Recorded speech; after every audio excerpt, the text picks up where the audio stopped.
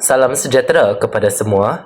Pada hari ini, kumpulan kami akan membentangkan tentang tugasan bab 4 berkaitan Operation Management. Dalam video ini, kami akan menerangkan pengenalan, faktor-faktor, kepentingan, jenis-jenis dan seterusnya pengurusan operasi. Sebelum itu, marilah kami memperkenalkan diri kami masing-masing terlebih dahulu. Dimulai dengan saya. Nama saya adalah John Fred Arsenia dan nombor matriks adalah F1006. Nama saya Nur Fatin Razana binti Rajka, nombor matriks 07 DKE 24F 1014. Salam sejahtera, nama saya Muhammad Uzaiman bin Khairuddin, nomor matriks saya F1030. Salam sejahtera, nama saya Nursilawati binti Gianto, nomor matriks F1046. Salam sejahtera, nama saya Muhammad Zulhilmi bin Muhammad Yusof. Nombor matriks saya adalah 07 DK24 F1059. Nama saya Gwendolyn Gadung Pagad. Nomor matriks saya adalah F1119. Apakah itu perancangan lokasi? Perancangan lokasi ialah proses memilih tempat yang paling sesuai untuk menjalankan sesuatu perniagaan. Pemilihan lokasi yang betul sangat penting kerana ia memberi kesan besar kepada kejayaan atau kegagalan sesebuah perniagaan. Keputusan ini juga sukar diubah selepas perniagaan dimulakan, maka ia perlu dirancang dengan lebih teliti. Pertama, kemampuan keuangan, affordability. Menilai sama ada perniagaan mampu menanggung kos sewa atau pembelian bangunan. Mari kita lihat pada yang kedua adalah ruang dan gaya.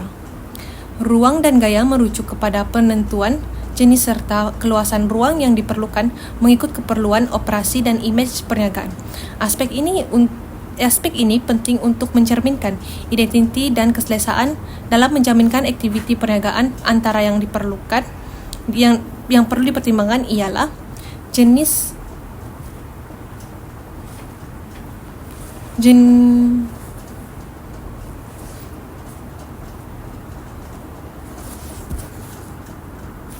ruang. Contohnya ruang pejabat, ruang pengeluaran, ruang jualan. Selain itu, keluasan ruang yang sesuai dengan bilangan pekerja dan peralatan. Reka bentuk dan gaya dalaman yang menggambarkan imej perniagaan. Contohnya modern, tradisional, minimalis. Perancangan ruang dan gaya yang baik dapat mewujudkan suasana kerja yang produktif serta menarik minat pelanggan. Terusnya adalah sokongan dan accessibility. Melihat sama ada terdapat perniagaan lain yang boleh membantu seperti pembekal, tempat letak kereta, dan kemudahan awam. Bahagian ini bermaksud apabila kita memilih sesuatu lokasi untuk memulakan perniagaan, kita perlu menilai sama ada kawasan ini mempunyai sokongan perniagaan yang mencukupi. Sebagai contoh, kita perlu lihat jika ada pembekal berhampiran supaya mudah untuk mendapatkan stok atau bahan mentah dengan cepat. Selain itu, kemudahan seperti tempat letak kereta yang mencukupi juga penting untuk menarik pelanggan datang ke kedai kita. Kita juga perlu ambil kira kemudahan awam seperti jalan raya, pengangkutan atau tandas awam, kerana semua ini boleh mempengaruhi keselesaan pelanggan dan pekerja. Beralih pula kepada nombor 4, iaitu potensi pertumbuhan ataupun growth potential. Lokasi yang dipilih perlu mempunyai ruang untuk berkembang di masa hadapan. Seterusnya, saya akan menerangkan tentang beberapa faktor penting dalam pemilihan lokasi perniagaan. Antara faktornya ialah persekitaran dan jiranan, kemudahan akses serta peraturan dan keselamatan. Untuk persekitaran dan jiranan, kita perlu menilai sama ada kawasan tersebut sesuai dan selamat untuk pelanggan. Kawasan yang bersih, tenang, serta mempunyai komuniti yang baik akan menarik lebih ramai pelanggan untuk datang berurusan. Seterusnya ialah kemudahan akses. Lokasi perniagaan harus mudah dicapai oleh pelanggan, pekerja dan pembekal. Contohnya, kedai yang berhampiran jalan utama, tempat letak kereta atau stesen pengangkutan awam akan lebih mudah dikunjungi. Dan yang terakhir ialah peraturan dan keselamatan. Perniagaan perlu mematuhi undang-undang seperti lesen perniagaan, zon kawasan, dan aspek keselamatan. Ini penting supaya operasi berjalan lancar serta mengelakkan masalah dengan pihak berkuasa.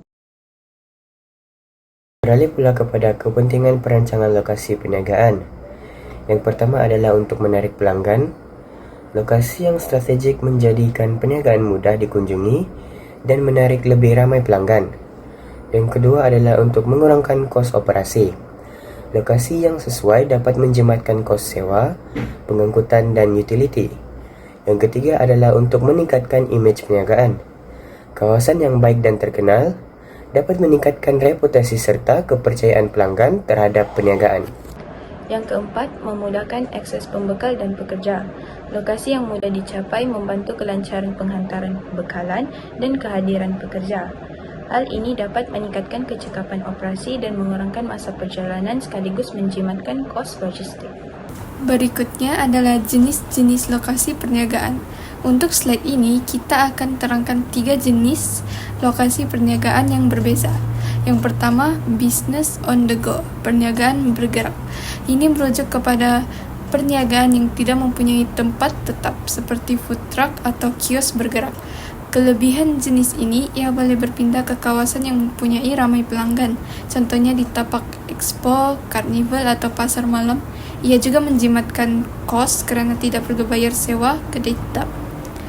Yang kedua, business in the cloud, perniagaan dalam talian atau maya. Ini ialah perniagaan yang dijalankan sepenuhnya melalui internet seperti di Shopee, TikTok Shop atau media sosial yang lainnya. Kelebihan ialah tidak memerlukan kedai fizikal dan boleh diurus dari mana-mana sahaja. Selain itu, perniagaan dalam talian mampu menjangkau lebih ramai pelanggan dari pelbagai tempat. Yang ketiga, yang terakhir, brick and mortar, kedai fizikal. Ini pula ialah perniagaan yang mempunyai lokasi tetap seperti restoran, butik pakaian atau kedai runcit. Kelebihannya ialah pelanggan boleh datang terus untuk melihat atau mencuba produk. Walaupun kos sewa dan operasi lebih tinggi, perniagaan ini memberi keyakinan kepada pelanggan dan meningkatkan kepercayaan terhadap jenama. Jadi mari kita lihat pada perancangan peralatan. Perancangan peralatan ialah proses mengenal pasti dan menyenaraikan semua peralatan yang diperlukan bagi memastikan operasi perniagaan berjalan dengan lancar. Ia melibatkan pemilihan peralatan yang sesuai, mengikut jenis perniagaan. Antara contoh peralatan termasuk peralatan besar dan perkilangan. Mesin seperti mesin, pemprosesan, pengantaran, dan alat pengeluaran. Seterusnya peralatan kesehatan dan pembinaan seperti alat keselamatan, mesin pengukur, dan kelengkapan kerja berat. Peralatan restoran seperti dapur, ketuhar, peti sejuk, dan peralatan memasak. Yang seterusnya adalah peralatan pejabat dan industri ringan seperti komputer, mesin pencetak, meja, dan kerusi. Tujuan utama perancangan ini ialah memastikan setiap operasi perniagaan mempunyai kelengkapan mencukupi untuk berfungsi dengan efisien dan selamat. Seterusnya, saya akan menerangkan pengurusan operasi yang kedua, iaitu perancangan susun atu. Selepas lokasi tapak dipilih, langkah seterusnya ialah merancang susun atau fasiliti. Tujuannya adalah untuk menentukan reka bentuk yang paling efisien dan berkesan bagi proses pengeluaran. Dalam organisasi perkhidmatan seperti hospital atau spa, susun atur juga perlu mengambil kira keselesaan pelanggan dan pengunjung. Terdapat 4 jenis utama susun atur fasiliti, termasuklah susun atur proses, susun atur produk, susun atur kedudukan tetap, dan akhir sekali susun atur selular. Bagi bahagian pengurusan operasi, saya akan terangkan tentang perancangan susun atur seluler. Susun atur seluler menggabungkan ciri-ciri susun atur produk dan kedudukan tetap bagi meningkatkan kecekapan kerja. Setiap sel kerja mengandungi beberapa mesin dan pekerja yang menjalankan tugasan secara berurutan.